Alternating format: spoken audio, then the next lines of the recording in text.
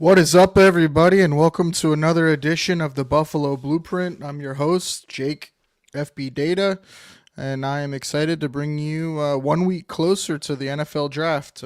Got another great show for you tonight.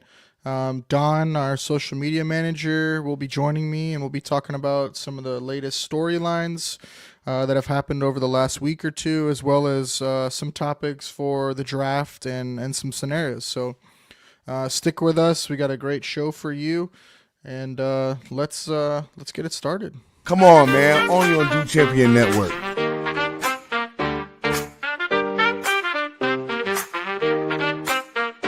Everything you need, nothing you don't. Some may like if you just won't. Everything you need, nothing you don't. Some may like if you just won't. Buffalo Blueprint for analytics and new shit. Check pen in hand, mic in his hand.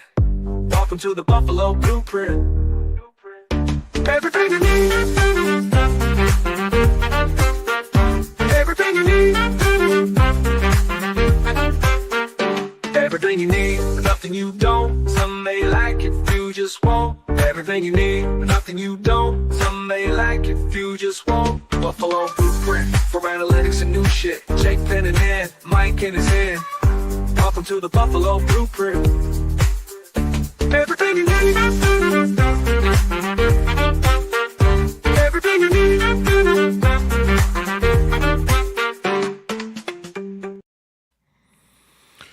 All right. Well, thanks everyone for joining us. I'd like to start out by thanking our show sponsor for all of last season, Mackenzie Farms and Happy Holiday Tree Farms, for supporting the show all season long. It's sponsors like them that make this show possible. They allow us to get access to data, streaming services, and do go on trips and go see Bills games on the road, go to the combine, and the NFL draft. So we really appreciate them, as well as our network sponsors. So quick message from our network sponsors, and then we will get right started with the show.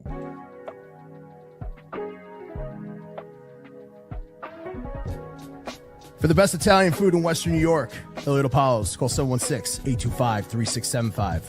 The Lardon Construction Group. Fubo TV, the official streaming service of Do Champions. FanDuel, the official sportsbook of Do Champions. For all your summertime needs, beauty pools, as well as kayak pools. CX Chronicles, your total customer solutions focused manager. W.GG, the official energy drink of Do Champions. Hey, Sons of Erie, our artwork looks better on your walls. Hamburg Brewing, please visit our tap room on Boston State Road, Hamburg, New York. And finally, Fat Boy Surf Club for all your surfing needs.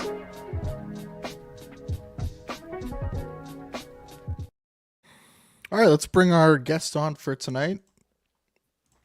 What's up, Don? What's up, man? Another day, another show, right? Yes, sir. You've been watching any of the college basketball? I fell asleep around halftime of the Duke game last night. Wow, yeah, you missed quite Yeah. the finish. Duke, I think, made one shot the last Yeah, 7 minutes. I It saw was that. quite a choke Brutal. job, but hey, we got Florida in. I grew up a Yeah. Gators fan. You live in Florida, so we got one team to root for. Yeah, I guess I'll root for them at this point, right? I didn't Might as well. didn't have many bets going on for college basketball. I got too much stuff going on personally right now, buying the house and all that, moving, whatever. So it's just been focusing on that, getting finances right, grinding away. It's finally stays light here, pretty late in Florida, so been able to stay out a little bit later, play golf till later. See, now you're talking. You were talking about all the Right. boring stuff before. Now I you gotta be know. focused Well, on the golf, man. right. I'm think playing Wednesday. I played last Thursday. It's that time of year, man. It's time to get out Right. there. And Yeah, how's the temperatures been over there in Nebraska? it's still a little cool, man. 60s. This week's supposed to get up into the 70s, high 70s. So we're getting there. We're getting Yeah, some nicer weather. I almost thought about wearing my Bills beanie to the show today because it was a brisk 92 degrees yesterday here in Florida. That's gross. So, That's um, gross. Yes, we're supposed to get one more little cold spell. I think starting Tuesday, and then we got like high of like 80, 79, 78, and then like get straight to the summer. Man. When we get into the spring. dog days, man. We skip Well, spring, speaking sure. of which, this week is Masters Week. I don't know how many people listening are big golf fans, but I think for most people, and if you're a casual fan, the Masters is one of those tournaments that people like to have on TV and tune in the background.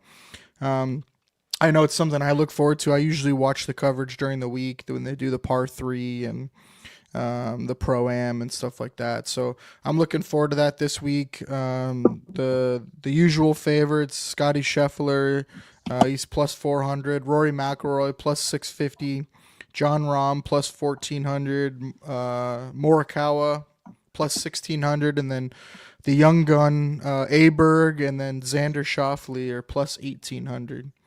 Any of those guys you think are gonna win? Dude, I'm not even gonna try and advise. Nice, I like it. Yeah, I haven't followed golf. I like playing it, but it's like it's NFL. Now's your chance, man. And a little bit of watch the NFL. Masters. I've been following basketball a little bit more. I don't even know why. Gross. I don't even know why. It's gross. Like it's just. I don't know. I've been following basketball a little bit more. I still haven't figured out why. I guess because one of our uncles is an OKC fan and they're top team in the West right now. So I've been following them a little bit, but like besides that, like, it's football, and then my life's just been consumed with everything else. But I'm not even trying to advise on golf right now. I could tell you I've been watching a Bob Does Sports with Josh Allen, Kyle Allen. Yes. Did you make it through that yet?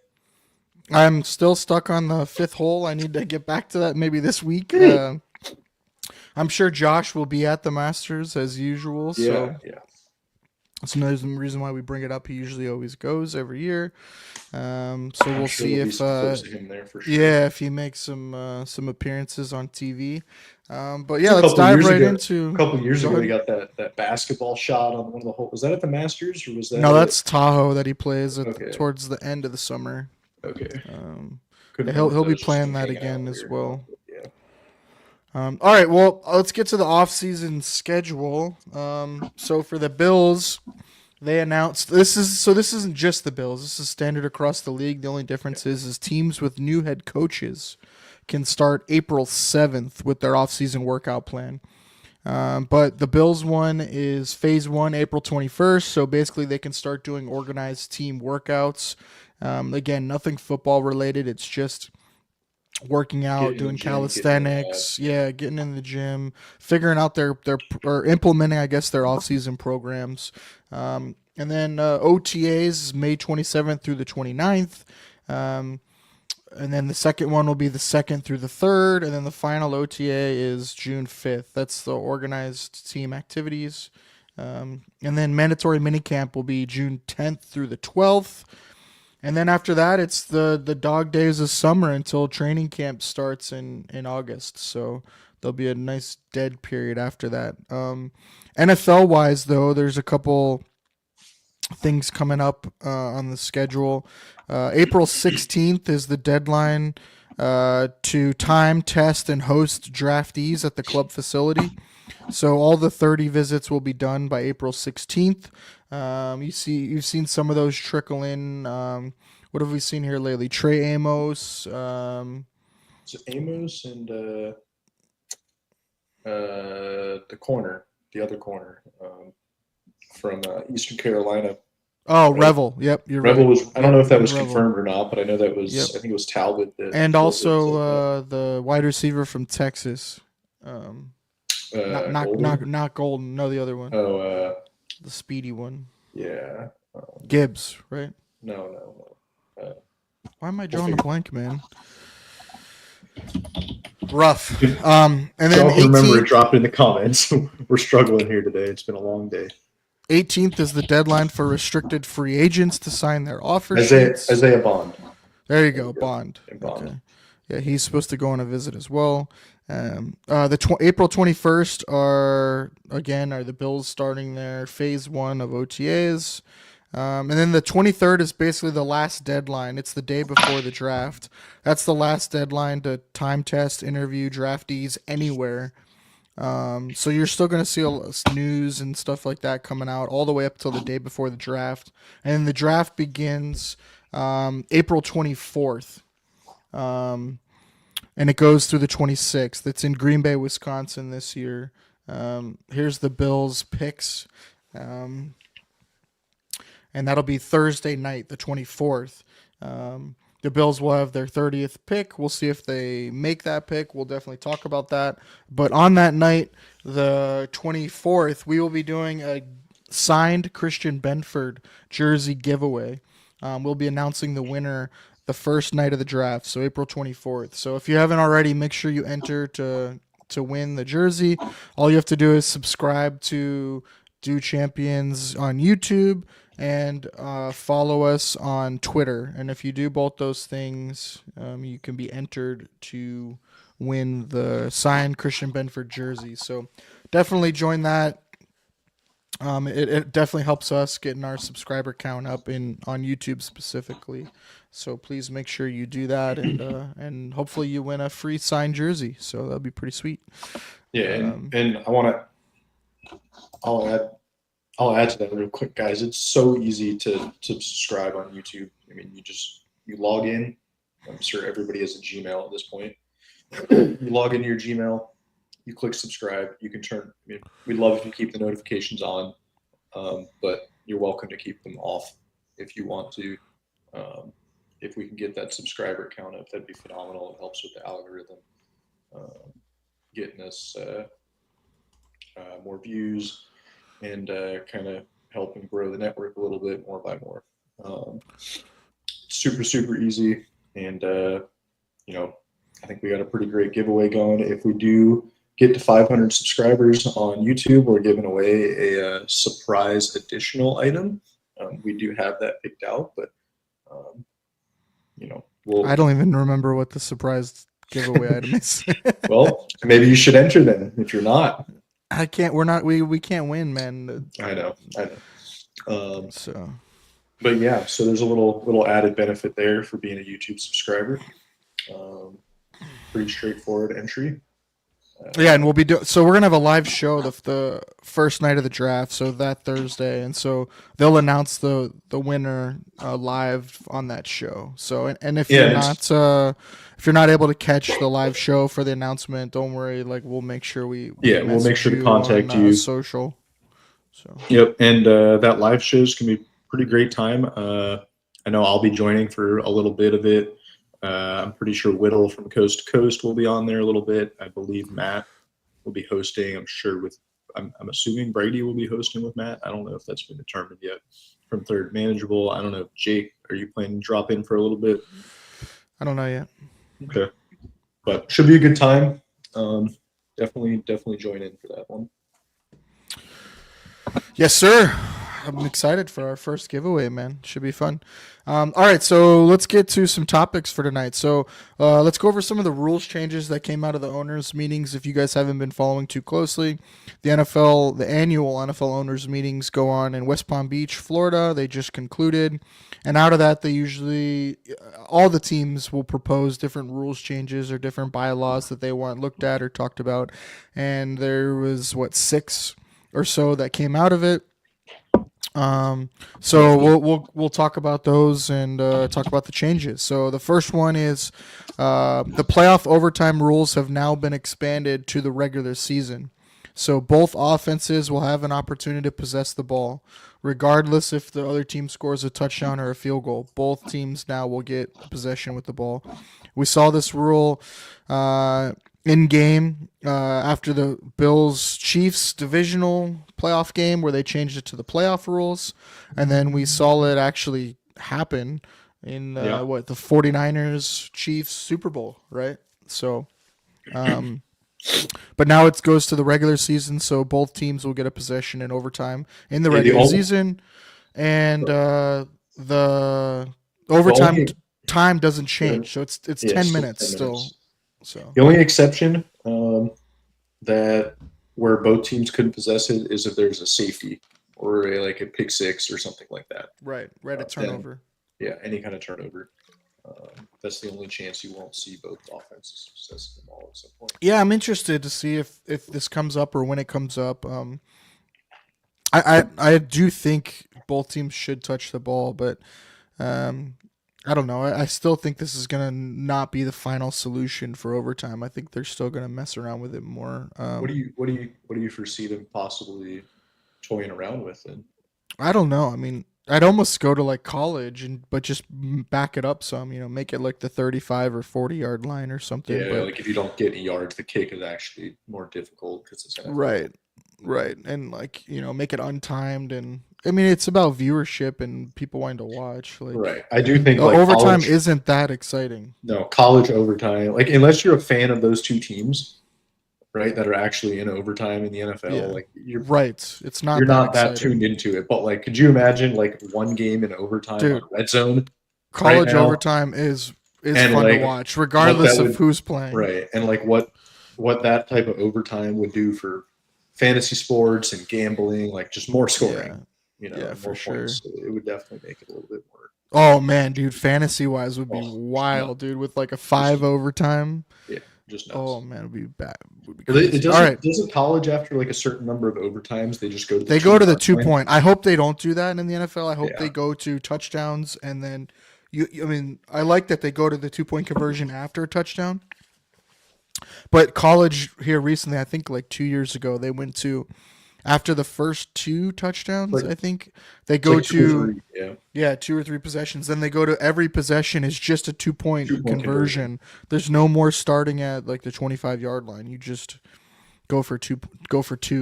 Yeah, Which I don't really want that. in the NFL, no. In college, I kind of understand it. I mean, you were getting like 4, 5, 6 overtimes. It was great though. It Yeah. was so good. It was definitely They epic, should go for back sure. to it. They should go back to it. All right, and the next rule that was changed is first downs. So remember this: first downs will now be measured electronically. There have been countless calls that could have gone differently for every team. The call on the Josh Allen being ruled short, that would have been one that would be able to be reviewed because that was for a first down. Or the Knox, was it Knox or Kincaid that got tackled? Like, Yes. Yep. I right think that was before Kincaid. Yep. Yeah. Likely. So I think that this is a good rule. I just wish they'd go to it like for everything to Permanent, spot the yeah. ball and everything. Yeah, it's- And you can just radio down to them like in their ear set and just say like the yardage, the down marker that it needs to be at or whatever. So for the line of scrimmage, I think that's where it'll eventually go. But right now the chain gang is going to stay there, and then the refs will still spot the ball line of sight. But on first downs that are close, they will use the electronic chip in the ball to measure if it's made it or not. So interesting development. We'll see how it plays out. Yeah. The next change is on the kickoffs. The touchback will now be moved from the 30 to the 35. I like this change. I think we're going to see a lot more returns. They also changed the alignment of both kickoff team and the kick return team, where they are going to be lined up closer together now and more bunched up. So it's going to look even more like a running play essentially. Yeah. But it should create more action and make the play like mean more. So I think I'm we might see like, excited you about think that. you might end up seeing like guys that are pulling. Oh yeah, you just saw it last year. trap They were. pulls.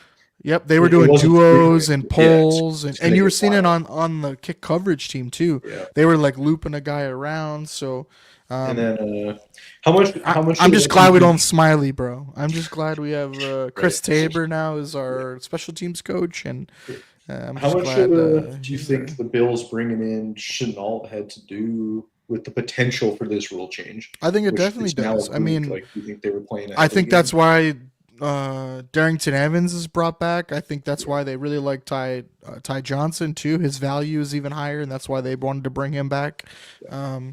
So I definitely think Laviska Shenault has a shot because of this new rule. Right. And I looked up the stat. I think the Bills had 101 possessions with a kickoff. So I mean, that's a lot of times where a guy's going to have a chance to touch the ball, right? So that play is becoming very important. And if you think like, what do they really want it to go up to like 60-70% return rate. So if you're looking at 60 to 70 returns a game, right, based on last year, the Bills at 101. So 60 to 70, man, that's a lot of touches throughout a year for a guy that, that's four game, right, essentially. So yeah, you could definitely see a guy make the roster just for that specialty. I'm not sure Chenault's that guy, but I definitely think it's worth bringing in people that have that ability. So it'll definitely be something to monitor in preseason for sure this year. Next rule was replay assist can now be used to overturn 5 penalties.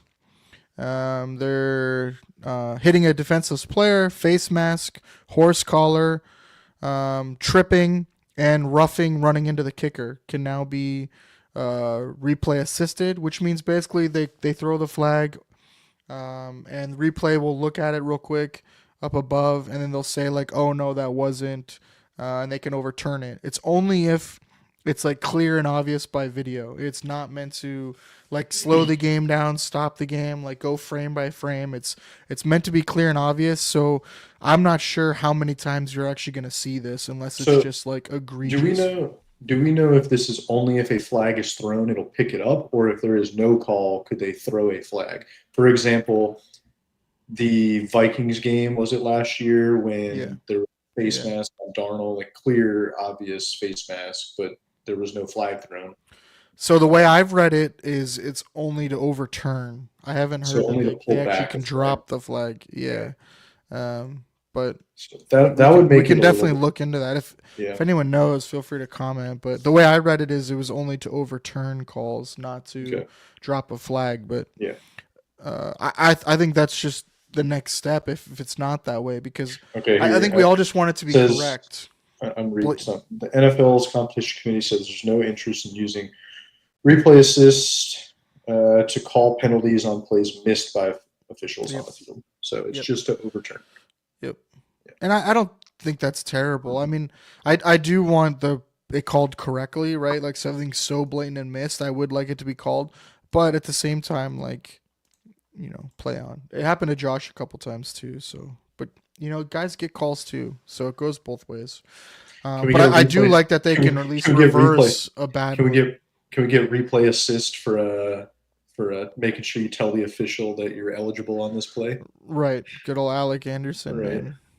All right, next rule change. It's not a rule change, it's just basically a change to the bylaws.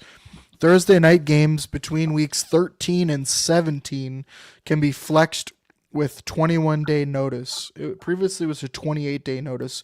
We saw it happen one time last year. Yep. It was Denver and the Chargers? Was that Something it? like that. I think it was that game. Sounds reasonable. And so now the games can be flexed to a Thursday night. I don't think anyone actually likes this rule. I don't think anyone likes a game getting flexed to Thursday. The NFL is supposed to ask the teams if they want to do it. It bit Denver in the butt last year, so we'll see. If it happens this year. I don't know why I hope the Bills say no. I don't know why you would want to go on a second Thursday night short week. The only way I would say is like the NFL is not going to put it.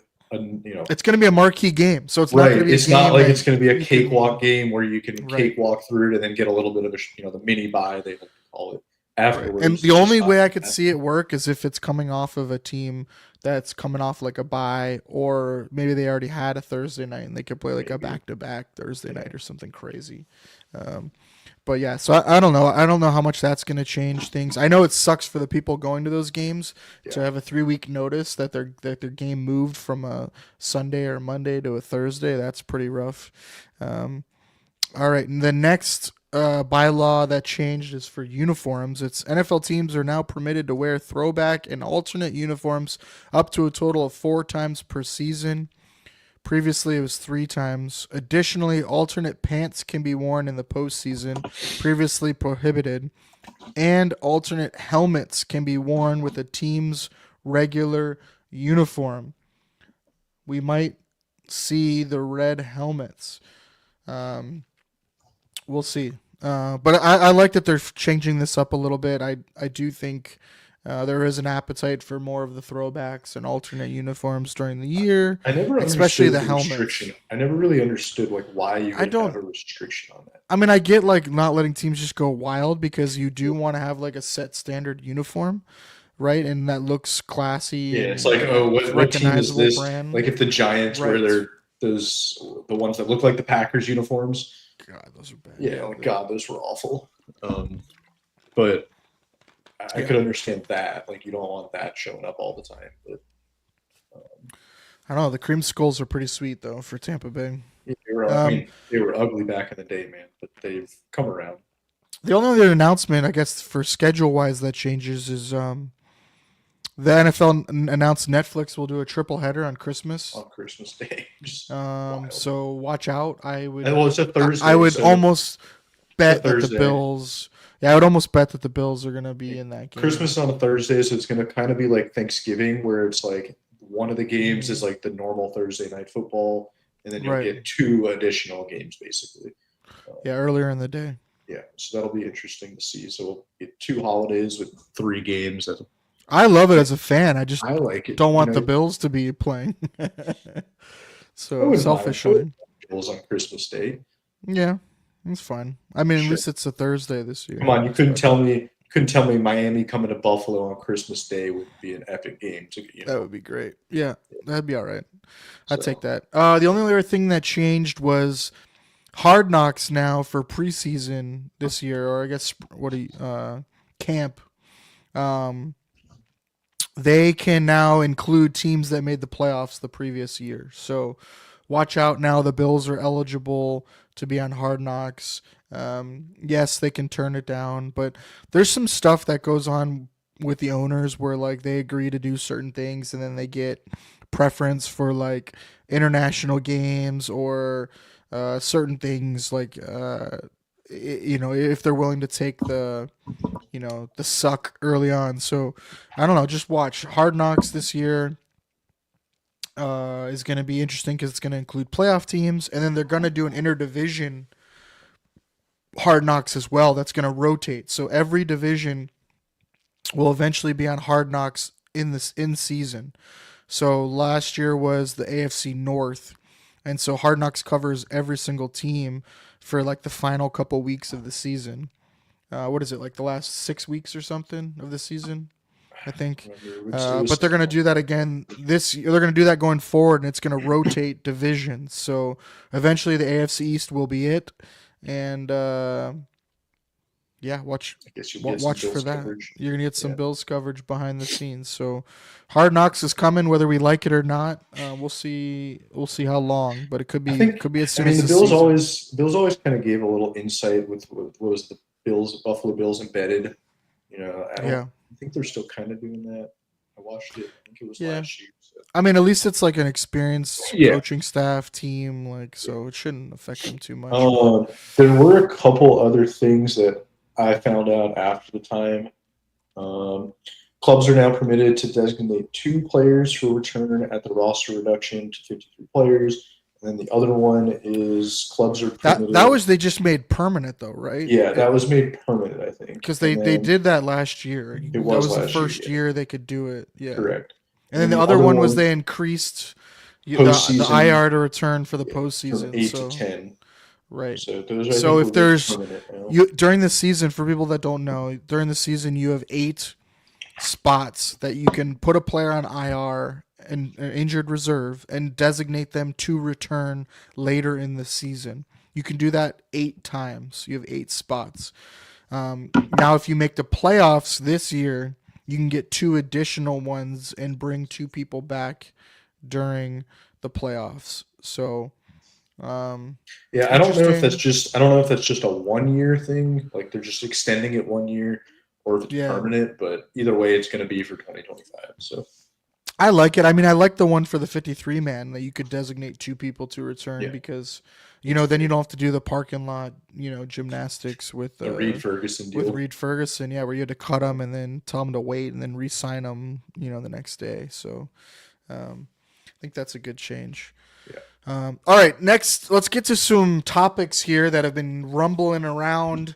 Everyone's favorite is James Cook. Of course, we got to bring it up because he Put his house up for reportedly, sale. supposedly, allegedly listed his house for sale. I don't know if that's some agent magic to try to drum up more drama, but his house is listed for sale. I know that You is could- only going to piss off Bean and McDermott more. I don't think that's going to help negotiations at all. What is your thoughts on the James Cook drama, saga, whatever you want to call it? I think at the end of the day, I don't really care what happens and what's published in the media. Like, they're either going to sign him or they're not. Do you I love- think they're even going to sign him? Like, do you think they actually want to sign him? Given the history of this front office, I don't think they will sign him. But if he has another year, like, my issue with Cook is, like, he still only plays like 50, 53% of the snaps. I mean, like, here we go, Neffy just said trade him. I almost agree with that. Like, See, but you can- I disagree with that. I But, don't think like, you trade him. I don't think you can trade him at, like, it's not like he's a bad locker room guy. It didn't sound like he's Right. causing antics in the locker room. You know, I don't know if we know exactly what went on with Diggs, but clearly there's some issues. Well, so Well, like- Jesse, if you want to trade him, what do you think you're getting in his return? Right, Because like- my thing is, it's a good running back class. He's on the last year of his deal, but he already Just wants to get draft a paid. guy. So you basically are trading for him to have to sign him. Yeah. So what is he even worth at that point? Because of maybe that you get a fact? fifth.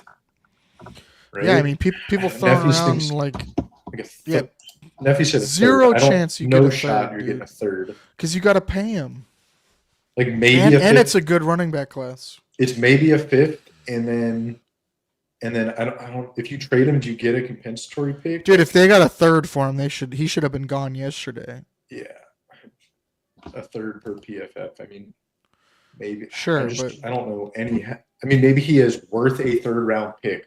It doesn't mean that he will demand a third round pick. right, and running backs just don't get traded for that. Yeah. Like, I don't know, man. I don't- My thing is that unless he's creating like crazy drama, you got to just play it out because We'll find out. I mean, if he shows up the camp. that's not PFF. That's him scoffing at me okay. for saying no way. I mean, dude, I would love to get a third for him. The fact that you have to pay him as well, when you sign him, that usually brings down the player's value a little. And then we haven't even had the draft yet, and it's a good running back draft class. At least I should say a deep running back draft class. So, I just don't know why you would want to trade for him and then pay him. And we've if we've you're a seen this team. cycle. We've Like, seen what this team cycle would with do this that as regime. well? Like, you could say Dallas, but I don't think they want to pay him. So I don't know, man. Unless he's really making a drama, I would want to keep him, give him the ball a ton, give him a ton of carries this year, and then let him walk, man. And and I would keep it amicable. I mean, if he doesn't get anything near what he wants, I'd be interested in bringing him back on a short-term deal, but I just don't like paying running backs, man. I agree. If he holds out, I think he's gone. I think I would Sure. get rid of him for Yeah, sure, no, but I don't don't think think he's that- that guy. He has no leverage here. Like, if he holds out, he's only hurting himself. We've seen so many running backs hold out, and they just don't get anything out of it. Yeah, well, he's gonna lose. He's making Right. 5.6 million this making- year, which is it's a good raise from what he was making. Yeah. So if he holds out, he's gonna be losing that. Not to mention he loses however much this year playing. Like, Hey, maybe he's putting his house up for sale because he knows he's making a little bit more money this year, and he wants to upgrade the house. Okay. Could just be yeah, or he's just selling it now because he knows he's gonna be gone next year. right. I don't know. I don't like paying a running back. I don't want to pay a running back.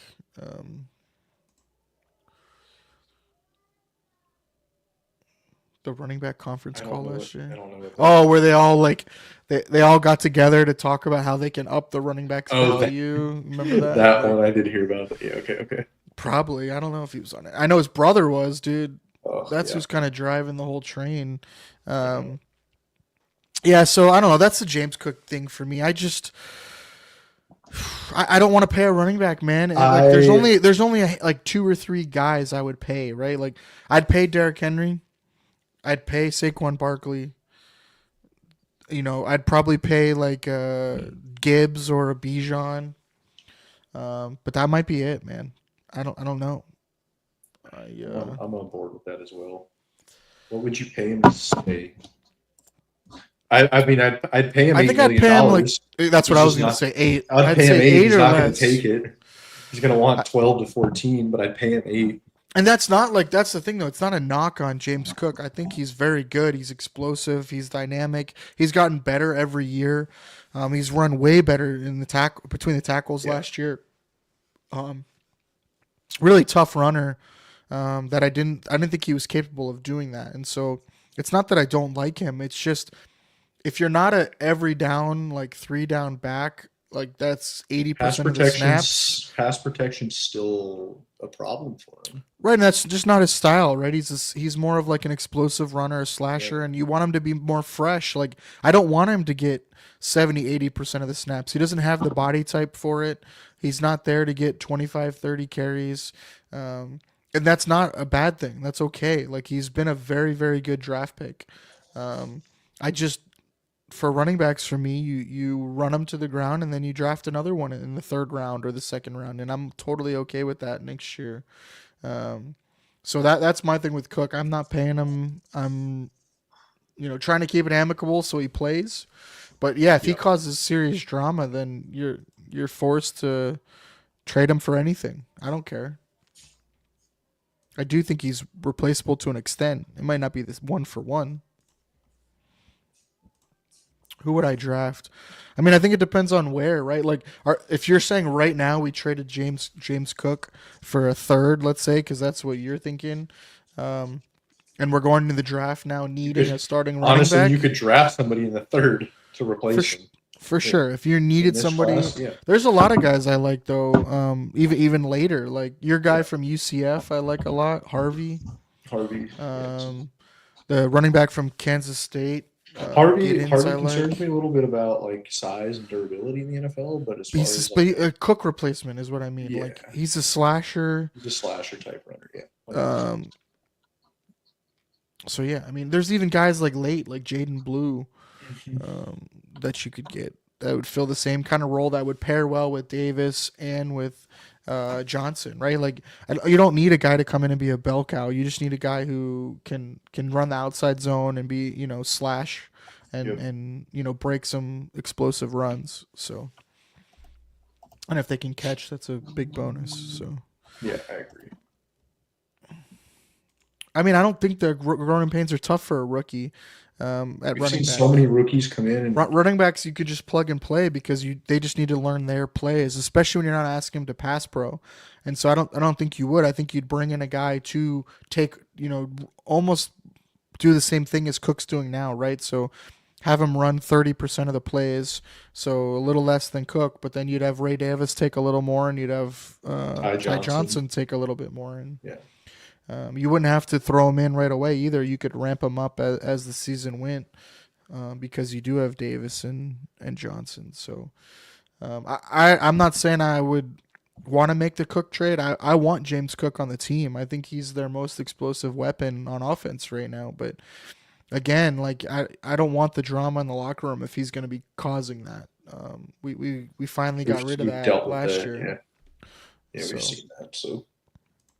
All right, next interesting discussion is I want to ask you pass rush versus coverage.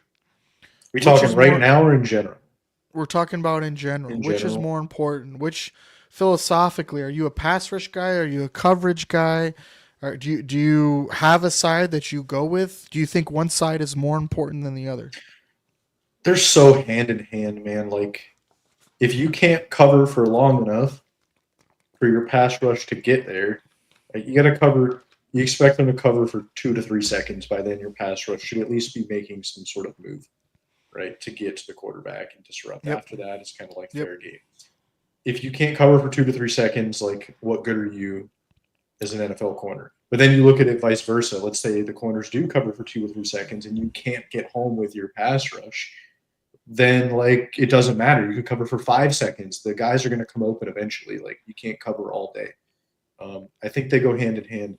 At the end of the day, we've seen teams with, I don't want to say mediocre coverage, but below average coverage be okay with an elite pass rush. I think Philly this year was the exception to the rule. Like, they were just phenomenal in coverage and had a phenomenal pass. I think you bring up a great point though. I think that's the key though. Is I think you have to have a certain floor with coverage, right? I don't think even if your coverage is phenomenal, you can't cover forever. You can't cover long, right? It's not possible. Right, and so that's my argument for why I think pass rush is more important. But I wouldn't say like it's a trade-off. Like I think coverage still has to have a certain floor. Like you said, they have to be able to at least hold their own. They have to be able to line up across. Right. They can't play 15 yards back, right, and allow short, quick throws. They have to be able to line up, play some press. They have to give different looks. They have to have a certain floor of ability. And like you said, they have to be able to disrupt the timing of routes for 2 or 3 seconds. Some of that is scheme, right? So the scheme, a lot of it's scheme could definitely help coverage. But you still have to have a good pass rush, right? And and yes, scheme can help the pass rush a little bit too, right? Like you can run stunts in games and simulated pressures and creeper pressures and blitzes and things like that, right? But again, like if your pass rush is very good organically on its own, if you can win with the 4-man I think that is more important than coverage. Yeah, and especially if you can win with a 4-man rush. Yeah, I think that like Philly was the exception this year. They had very seldomly do you have any elite front, and you draft 2 rookies and they are both really, really, really good. Yeah. I don't think that happens very often. I think a front is important. And I think that if the Bills had, per se, Philly's front, right, or I don't know what Kansas City's going to provide this year, but if you have an elite front, you might be able to get away with just a mediocre cornerback too. I'm not saying. My argument though is like that's been the Bills' problem is that like in their last games of the seasons, they don't have a pass rush right now. But they haven't had the coverage either, though. Like, Benford went out with the concussion. Like, someone's always out in the secondary. 100%. That the linebackers, like whoever, that doesn't even provide the floor high enough for coverage to matter. Like, that's kind of been it. And then yes, so then the pass rush looks even worse because the quarterback just gets the ball out so fast. Like Mahomes got the ball out so fast this year that it didn't even matter. Yeah. And so, what the pass rush was doing, the coverage was so soft. And so if you don't have a good enough floor with your coverage that they can at least, prevent the quick throws, then like it doesn't matter how great your pass rush is. So I think for me, it's not one or the other. I think you have to have coverage good enough to at least prevent the quick throws and the quick stuff. So then your pass rush, even if it is elite, can get home. But I do think elite pass rush is more important than elite coverage. Yeah. Yeah, I mean, I think that'll take us kind of to the draft, right? For sure. Which is like, what do the Bills do at 30? Perfect segue. It's like the talking points for the show, man. It's like Yeah, I mean, I think that's the big question, right? Like, what is their biggest need at 30 that you'd like to see them address? I mean, I think corner is the biggest glaring need right now, just based on the roster and where it's at. Corner, but do they have to do it at? But do they have to do it at 30? Is what I'm saying. Right. I would argue it's their biggest need, regardless of the other positions you said. I also think it is slightly easier to find a good corner at 30 than it is to find a really disruptive defensive lineman in the draft. Like you can find a cornerback too at 30. I don't know if you can necessarily find a plug-and-play defensive lineman who's going to become an elite defensive force right there. I mean, like there's a reason. I would say normally no, but I'd say this draft there's going to be a lot of guys that are going to be a possibility of that. Again, it's always a possibility once you get out of the the blue chip guys, and even then. But Benford got drafted in the 6th round. You But can't the problem with corner though for me though is like in this draft it looks like there's really only like a couple top heavy. guys Yeah. that would be able to come in day one and start. Benford's like an aberration. Like he's like a mirage. If that's what you're Yeah, focused you on. can't. So I would argue a double dip is fine. Like, you know, we were going to talk about that as well as, Yeah. you know, are there positions where you'd want to see the Bills double dip? And I would argue corner would definitely be Oh, top of corner. my list. If where you walk take away a with guy early, and then you hit another guy late. I mean, if you hit, yeah. I'd be more than content if they took one edge rusher, 2 interior, and 2 corners, and then sprinkled in a tight end 3 or something like that. That's it. 6 draft picks. They don't Yeah. have room for 10. So Yeah, I think it's somewhere in the middle. They'll probably take 7 or 8. But maybe yeah, maybe I they think. go like a I mean, it's so linebacker dependent on or the something board. like that. Yeah. It's so dependent on the board. I definitely think they're going to trade up, and we're going to talk about that in a little bit. The trade up scenarios, but yeah, I mean, I think it depends how the board falls, but I think it like you're saying, the first 3 picks. So they have 2 in the second, right, and then 30. I think you got to come away with a corner, a D tackle, you know, 1 tech, or you know, hybrid 3 tech and 1 tech, and then a D end, you know, is probably the next. Is it another D tackle? Is it a wide receiver? I don't know. I think that's the question: is what is that third spot, or do they trade up to grab the guy they want? Do they trade back to get a third back, and then trade up later to, you know, like Bean likes to do those micro trade ups where you trade up a couple it's like spots 3 or 4 later picks or on, whatever. Yeah. right, to jump teams that he thinks are going to be there. So I don't know. I tell you, Bean's not going to sit still. He's gonna trade up in the draft. I think the question is how many trades. Do they trade up? Do they trade back? And how many trades total happen? Jesse thinks they're going to trade up in the first round this year.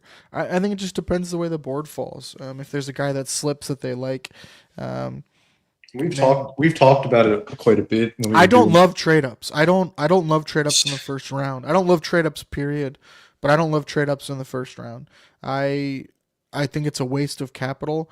It's just as easy to miss on a trade up as it is to sit where you are and take a guy. I'd much prefer trade backs early because you get so much more capital for the few spots you can drop back. But yeah, if there's someone falling that you really like and you have a first round grade on, and we know that there's probably only 20 first round grades, maybe less, 15. There might that be the less team this probably year, has. right? Right. Yeah. And so if one of those guys are falling and you think you can jump up and get them, then so be it. I mean, if you hit on it, it doesn't matter. But I don't like trade ups. I also at all, think so. that like We the definitely have Bills the are- cap to sign yeah, 10, they have the 10 cap. guys. Yeah. It's just we don't have the roster spots probably Yeah. to. there's not roster there's like 10 6, guys. 7, maybe 7 roster spots. It right? depends what they do on the D line. I think that's the Right. other discussion too, because I think Daquan Jones is a spot that could be gone. I think AJ is a spot that could be gone. Mhm. And so there's spots where you could make more room if you double dip or if you need to replace guys. So Yep. I don't know. I mean, I think also safety's Plus another one. Some Corner's like another low spot. low cap guys like For sure. But Hamlin coming back, like, I mean, yeah. if a safety falls and you take one, like, just you cut know, him. and Forrest beats him Yeah. out, you would cut him. Like a corner, Dane Jackson, same thing. Like, so there's spots. Bean's gonna trade up, so I don't know if they make, you know, they need to make the 10 picks. They're probably gonna make 8. You know, would be my guess. I think the one position, we talked about it a couple times running through mocks, is like I think the highest they could go would be like 19. Was it with Tampa? Was it Tampa at 19? Someone was at 19 that they might potentially, and then it was like 24 or 25. And then that You was kinda forgot it. Derek Forrest. Yeah. So Derek Forrest is the 4th safety, and I would probably I would almost put him ahead of Hamlin just Of because Hamlin of right now. Yep. he has started safety before. He's very good special teams. He's more athletic than Hamlin. Obviously, Hamlin has the leg up on the scheme and knowing the defense. So We also don't like we can't even make the assumption that Derek Hamlin, Forrest. we don't even know if Hamlin, like, we don't know what they're doing with Bishop. We talked about this a couple weeks ago. Like, they've kind of went in the direction where it's like they'll probably draft somebody. Yeah. We don't know. And, like, if Bishop's not ready, Look at that. The graphics team is there on you it, go. baby. That is who we're talking about. Mhm. Derek Forrest. Big from RAS score guy. Washington. It was like a 989 or something he got. Yeah, out to of 10. Cincinnati. It was really, really high score. And he was good. Has got a lot of playing time his first 2 years, and they brought in a different. He got machine. injured, new staff. Yeah. He got Just injured. didn't play much after that. But Jesse's saying Bishop Bishop's starting. I think the plan is for Rapp and Bishop to start. Which doesn't mean it's but- going to happen. The plan Right, was for Mike Edwards to start, and look what happened with that, right? So, Right. Exactly. So Bills love the RAS scores. Yeah, man. Relative athletic score. So we'll see. I mean, I think safety is like a sneaky spot where we're not sure what could happen. I think definitely their plan is Rapp and Bishop. But again, like I think that they would like to play 3 safeties as well if they could and get into that, dime look like they were with an athletic safety in there, and Bishop fits that for sure in certain circumstances. So I wouldn't take it off the board in the draft, but I do think if they took one, it'd be very late. Like I've seen some people mock like a first round safety to the Bills. I think that's crazy, but at the same time, if someone falls, like I think the one is the Georgia one, Malachi. Is it Malachi Starks? If he fell, or what if like people were saying like Nick Imignori, but I don't think he's a good fit at all. Like I wouldn't want him at all. I wouldn't touch him. But Xavier Watts from Notre Dame, something like that. Like, yeah, I think you could definitely upgrade over Bishop. We don't even know what he is. Like, I think you can upgrade over Rapp. Like, he's a sufficient level starter last year. I wouldn't say he's elite though, so you can always upgrade. But there's just so much more pressing needs. I wouldn't want to see the Bills take a non-premium position, which is safety, with a premium pick like the first round or even the second round. Like they just did that with Bishop. So if you're gonna swing on a safety, I would hope it's later. But what do you think about? What do you think about? Do they go wide receiver early? Like if a guy is there, 24 right before the run, like. So that's one I've been interested in. Like how important is wide receiver, right? I think their 4 that they have are solid. The first part is they have 4. Right. So they're going to add more, but that doesn't mean they got to be a draft pick or quality. Right. We could be talking just Laviska Shenault as 5 as your special teams guy. The Bills have been running lean at wide receiver the last few years, so it wouldn't shock me if they only rostered 5 to start the year. Who you're sitting there? I think it's Houston has picked 25 or something like that. I don't know who's before. Yeah, I think you're right. And the only wide receiver 26 is the Rams. I right, think. and the only wide receiver off the board, hypothetically, you generally see a run right around the mid-20s. The only receiver off the board is 10. So you got the entire draft class available. Oh, dude, I would be fine if they traded up and got like Matthew Golden, sure. Okay. But like I don't think that's their plan or no. Again, I don't like giving up draft capital in the first round. It costs so much. You're giving up a third to move up that far. Yeah, I just don't like it. Just because there's no guarantees. So, I don't know. As much as I like Matthew Golden, I'd rather stay at 30 and see what's there, or trade back. If Ibuka's sitting there, or Burden, like either of those guys, or is it like? I'm not a Ibuka fan. Like, it's for the Bills. I just don't think that skill set translates. Now he's a really good player, so sure you can always add good players, but I think it's kind of a redundant skill set. The Bills need like what they signed with Josh Palmer as like a vertical threat, and even maybe someone with even more speed than him. But he's shown in the NFL he can get vertical, and that's what they need. They need someone who can get vertical. I'm gonna steal. That's why they're linked to the Texas. I was gonna say I'm gonna steal your talking point here. Olave and Addison trade rumors. Yeah, so there's been some rumors to the Bills being linked to those two guys. I don't think the Bills would be linked to Addison at all. Um, No. Money and then also his off the field stuff. He's gonna be suspended this year for some games because of his back to back DUIs or Back DWIs. to back Um, DUIs. yeah, he Jesus. had two of them last I know. It's offseason. just like Yeah, so I don't know. I'd be surprised. Again, and he's also more of like a slot guy. He's not yeah, necessarily like a true it's not outside a true guy. X. Um, Olave though, I'd be all over. Oh, I would do that in a he second. comes with his own baggage. You know, like the concussion history is a serious Yeah, concern. But it is, but the Bills have dealt with that before, and some of that is hospital balls from Derek Carr kind of thing. But it's not like he's had like 20. If he's no, cleared, he's cleared. But yeah, I Jesse's would. asking.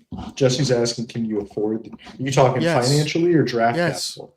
both. I don't I don't think it understand matters. why. Yeah, our cap's in a really good spot. Like we're fine. Bills Like could we have. clear another like what 60 or 70 million still if they really want to. I don't think I think it's more like Is 30 that or come 40 down now. now? But here's Still, where they either way. stand right now. They have 8.4 million right now, and a lot of that is going to be for signing their class. Their class is probably going to cost like 4 million or so. Yeah. They don't have high draft picks unless they trade up. But that's where they're at right now. But yeah, they could totally afford these guys. But Olave would be my pick for sure. I mean, he's a true outside guy, burner with speed, but can run the full route tree. Phenomenal route runner. Yeah, and I think he pairs well with Keon and Shakir. Um, and that would be like a dream come true. That'd be a dream spot. But I don't think the Saints don't have any motivation to trade him. Like he's super cheap against their cap right now. And They're they're already just in a cap. They're already in cap yeah, hill. and they seem to be the Saints seem to still be trying to win. Like I don't get it, but they do. Right. I don't either. I think like yeah, they picked up his 5th year option, so they have him for next year. I think so. They could always trade him next year. I think I there's just a less of a chance of the Bills acquiring Olave than there was to get like Miles Garrett. I think it's less than that. Yeah, I probably would buy into that. I wonder how important wide receiver is to being in them right now. Like how much capital they would give. I I think mean, I think they always want to get better. they just Um, got to the AFC Championship game basically without a number one. right, and I think like do they want to invest capital or money into the wide receiver position at a high dollar right now? I don't think so. I think if they were gonna do it, I think it would be in the draft, and I think they might draft a wide receiver higher than we think, like maybe with one of the second round picks, Second or rounds, yeah. or move up in the third round to get somebody. I could see that. Trey There's some really Harris. interesting guys, man. Yeah, Trey Trey Harris Harris. is one. Um, who's the Jalen guy from Quarles. Texas again? That I'm drawing a blank on. Isaiah Bond. Isaiah Bond. He's He's got got some. some off the field He's problems. got some off the field stuff that I'd be interested in, but Higgins from Iowa State. I'm not a Higgins fan at all. I don't want him. He really struggles to separate. He's basically like Keon Coleman with maybe Yeah. a little better 40 time, but I don't want two Keon Colemans. I'm fine with one. I think that Whittle would be running around his house if the Bills got Trey Harris somehow. But Yeah, I think he'd be a good fit, man. Harris True would be a outside good fit, X. Yeah, man. We'll see. I just for me it's D line, man. I want all capital at D line and corner. I want everything at defense. I want to get the defense younger, faster, better pass rush. Like that's where I want my investment. So that's what I want the focus on. I want corners, D tackles, D ends, man. You can't give me enough of them. And I hope that's where the Bills double dip. If they sneak in a wide receiver in the third or fourth, that's fine. A tight end in the sixth, that's fine. But man, yeah, I really want D tackles, D ends, and corners, man. Give them all to me. Give me 6 of them.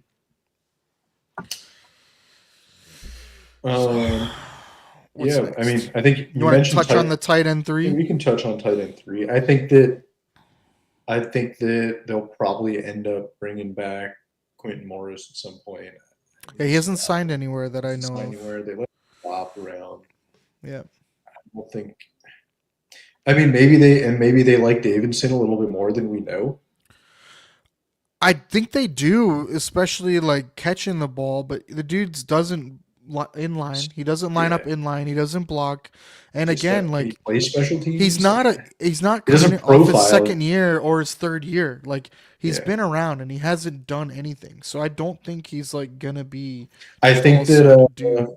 who was the guy? Who was the guy that got hurt? Tore his, was it Achilles or ACL? Rogers, Rogers. Isaiah Like maybe Rogers, he was going Amari to be the Rogers, Maury Rogers. Yeah. Maybe he was the tight end 3 plan, and that kind of backfired real early. maybe. But I don't know. like, I mean again, like it's not a high volume snaps guy. He plays no, special teams. A lot of you it need a gets guy that picked up can play elsewhere. inline and play special teams, and that's it. Right? Yeah, and then come in if someone gets hurt. Yeah, But yeah, I think there's guys you could get late in the draft that would fill that for if sure. you don't bring Morris back.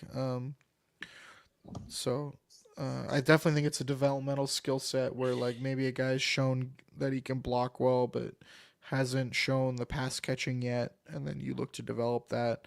I mean, look what they did with Quentin Morris. Yeah. They developed him completely as a tight end. He was not a tight end when they got him. Nope. So, but they definitely got to add somebody. So I wouldn't be shocked if they Yeah, drafted it'll somebody. happen at some point. We just don't know when. We'll get back to this topic. How many trades do you think the Bills will make during the draft? Because we know Bean. I'm gonna not answer. I'm gonna give you an over under 4.5. I'll say under. You think so? 4 is a lot of trades, dude. 4 is a lot, but they have 10 picks, and you know how he likes to move around at the end of the draft.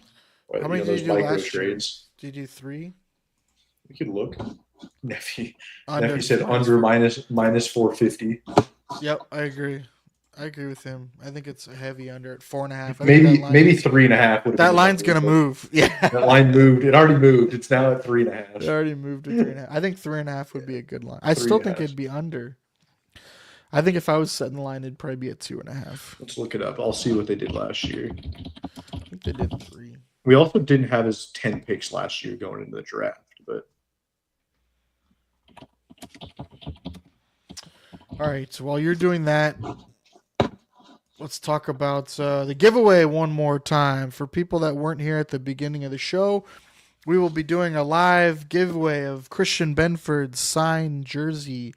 Thursday night, the first night of the draft, we will be having a live show where we will announce the winner. If you're not watching the show live, that's okay. We will contact you, but you must enter before Thursday night of the draft. So to enter, you need to subscribe to us on YouTube. So the Do Champions channel, subscribe to the Do Champions channel, and then follow the Do Champions Twitter. So if you do both those things, you'll be entered to win the jersey. And if we get 500 followers or subscribers on YouTube, we will have a secondary drawing for an additional prize that I think is pretty cool, even though I don't know what it is. I thought it was like was it another piece of signed merchandise? I don't know, man. It's a surprise item. We're not giving anything away. Maybe we should promote it a little that. so more people will want to enter. But please enter. It really helps us by following us on social medias with the algorithm and getting us in front of more eyeballs. And we really want you to win the signed Christian Benford jersey. So please enter. Did you find out how many trades? I saw 2. I don't know if that's right. We made We 10 know picks. We made 10 picks last year. We trade back, right? We traded for First round pick was right. trade back twice, right? Yeah, with the Panthers, Once with Kansas City, Kansas and then the other City one and was with the Panthers. Panthers. Yep. So that was 2.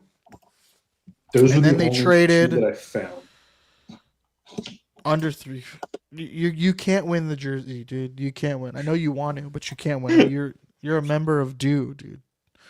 If for people who don't know, Neffy is Do_Neffy on social. He runs No One to Blame with Kevin, the gambling show, all things gambling. Yeah, the only thing I found was I know we traded back twice in the first. I mean, we made 10 picks last year, which is super uncharacteristic for us. Yeah. We had so many holes last year. But that was part of the getting younger and stuff. Yeah, So it I don't was. think we see the same thing No. this year. Florida Um, money line. Nice hit there, Jesse. Yeah. All right, well, I guess we probably will wrap it up. Start wrapping it up. What do you think? Do a quick Yeah. message from our sponsors, real quick.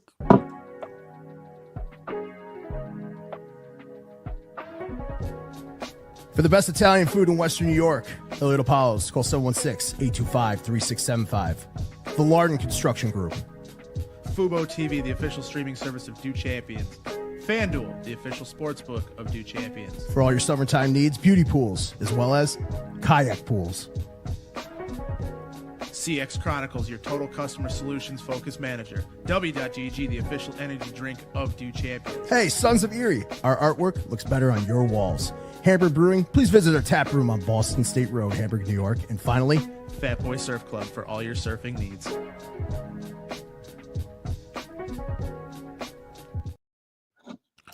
All right, one final question for you.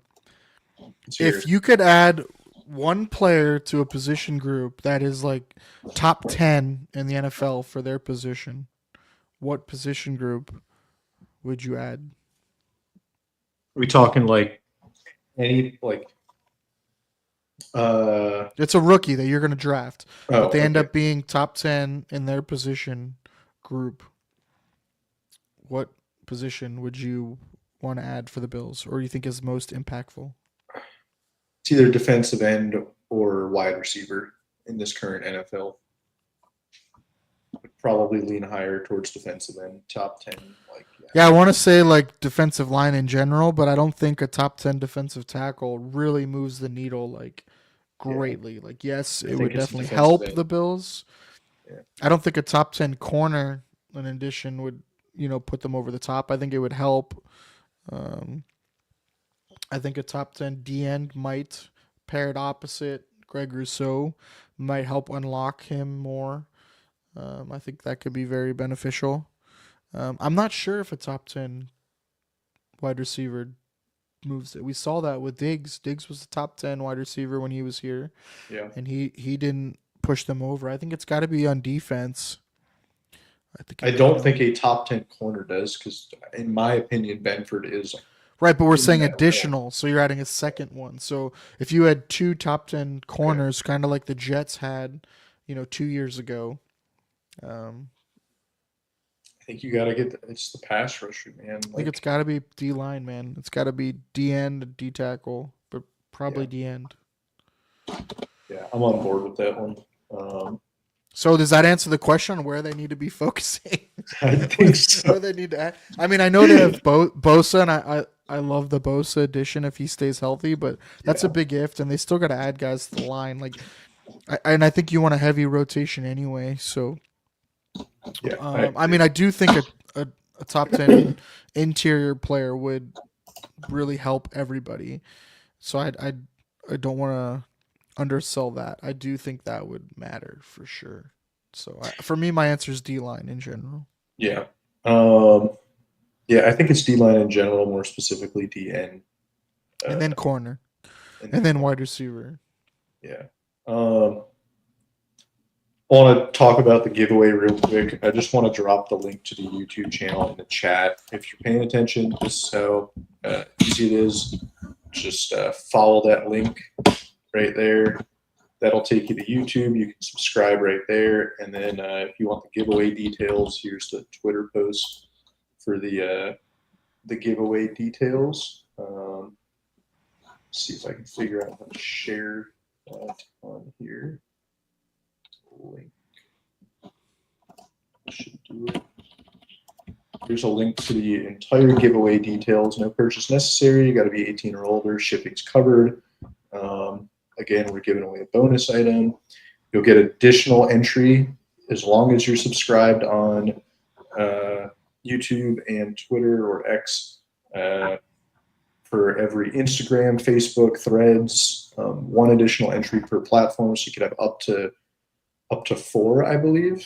There you go. That's the details So we like need. that's up to 4 entries to win this jersey, 100% free, shipped to you. Throw it in a frame, put it on your wall.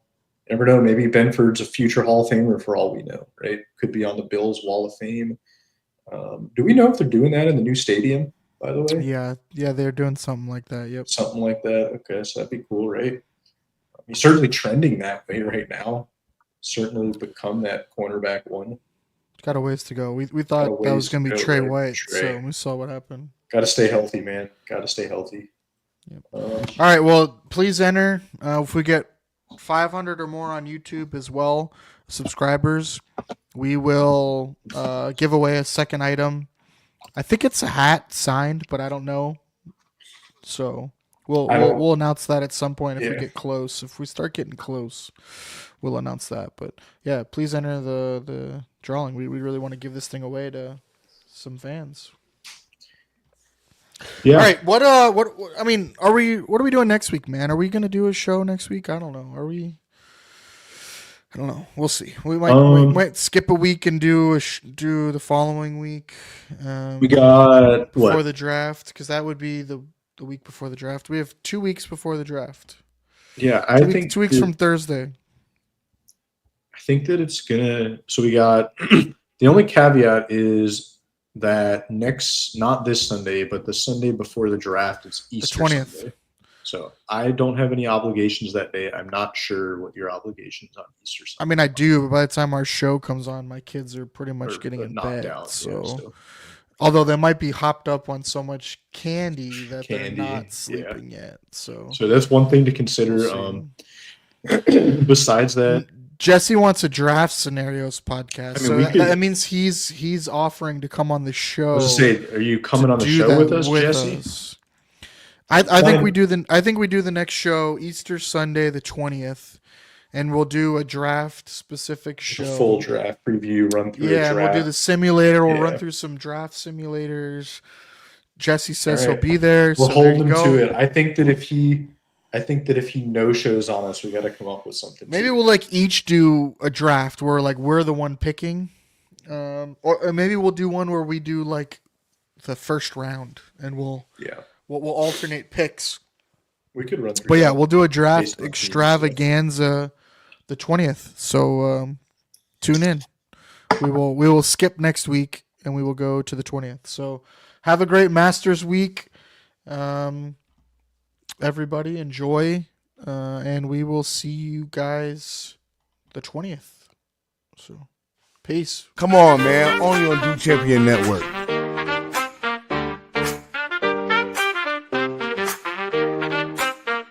Everything you need, nothing you don't. Some may like if you just won't. Everything you need, nothing you don't. Some may like if you just won't. Buffalo blueprint for analytics and new shit. Check that in hand, mic in his hand. Welcome to the Buffalo blueprint. Everything you need. Everything you need. Everything you need, nothing you don't. Some may like it, you just won't. Everything you need, nothing you don't. Some may like it, you just won't. Buffalo blueprint for analytics and new shit. Check pen in hand, mic in his hand. Welcome to the Buffalo blueprint. Everything you need.